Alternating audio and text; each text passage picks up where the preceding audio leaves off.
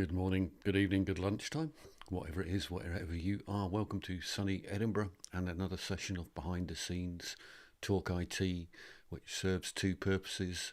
Purpose one is part of the 7-day challenge with Pat Flynn and Ecamm, and part two is to show my new guests and audience what Talk IT could look like. And today I want to just chat through some of the user interactions which I can potentially bring on screen using a product called StreamAlive. We're going to talk about StreamAlive a little bit more, but what do they look like to start with? Well, I've just told you where I am from, and what I like to do to start off with frequently is to bring up this globe type effect, and that is so I can then ask my audience, where are you calling in from in the world?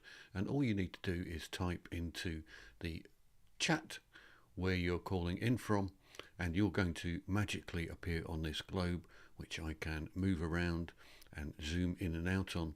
And I've got some AI responses going on here, so let's just turn them off and then turn them back on so that you can see people actually starting to appear on the screen. If I don't move the world around and move on the correct screen, it might work a bit better. So you can see people coming in from all around the world, and as they're coming in, I can even, if I want to, go click on something and zoom right in, and potentially I could say, hey, who's down there? Let's have a look at who's right in that particular location. And if they're calling in from Dublin, I can see they're calling in from Dublin. I can even have a look at a few quick facts about Dublin if I really want to as well.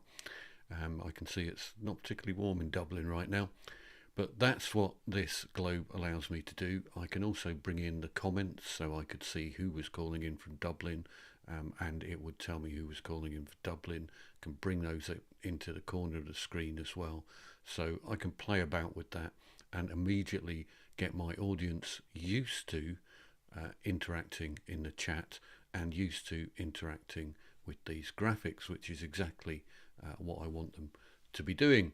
So different types of graphic are available, and we'll have a look at some more of those in a moment. But let me just flick between two screens here, because I want to show you the next one, which I frequently will bring up following on from getting my audience, if you like, used to what they have got to do in terms of interaction. That's the housekeeping element. Then I'll do something which I like to think of as me aligning with my audience so that I know who I am talking to, and in this particular case, what qualifications they have got, so I can adjust my speech and presentation based upon what particular qualifications people have got. So if they're advanced, then I'll pitch my talk at the advanced level, and so on and so forth. So it's really about aligning with my audience and a bit of audience discovery in terms of where they are. And this question could be anything you like. I can either pose the question manually, or I can bring it up on the screen as an overlay graphic if I want to. And once more, if I want to bring up names in lights, then I can choose to just bring up a comment, and it will bring up the comment with whatever answer that person has put in. So already StreamAlive is giving me quite a few different options there in terms of a couple of graphics. But if I come and have a look at that in a wider screen, we can have a look at the package itself. Now I've noticed I'm going slightly green, and that's because the screen is reflecting off me, so probably don't want to do that too often. But anyway, the green in the background is, as you may have guessed, a chroma key. So it means that when this image appears on my presentation, the green all disappears and I only see the chroma key. I've got a few different types of slides I can choose between. So if I go over here and I have a look at some of them, go down to power poles, that's the one you've just seen, and I can go and design this, and I can change all the colors and the heading styles and sizes and fonts and all that sort of thing. There is also an AI element to the product, So I could actually tell it what my show was all about, and it will automatically create a whole bunch of questions and slides for me if that's the way that I want to go. Other things that are available to me, this one's called Wonder Words, so it's just going to say or bring on screen all of the different words that people are typing into the chat. So I could have said, give me one word which describes this particular presentation, or what do you want to see next, or something along those lines. So I can do that type of thing.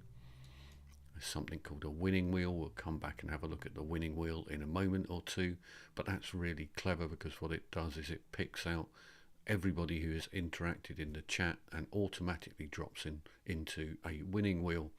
So no more cutting and pasting of all the names from the chat, which I know is something a lot of other people do. And StreamAlive, the other beauty of it is it will connect to whatever platform you are using automatically. The end user or the audience don't have to leave the platform, they just interact with the chat, whether that's YouTube or LinkedIn or Zoom, wherever it happens to be. They can just interact with the chat automatically without having to pick up their phone and go to another application like Slido or something similar. So a selection of different types of graphic. This one's going to pick out an average if you're wanting to rate something. We can have a quiz, so I can put a little graphic in at the top there and have options 1, 2, 3 or 4 on my quiz. You could have something like talking tiles, as they call it, which is really just a selection. In fact, let's just preview that one a bit as well, make it a bit bigger. So what it's going to do now is ask people to come through. I'll have to move forward to that section now because I've gone to preview.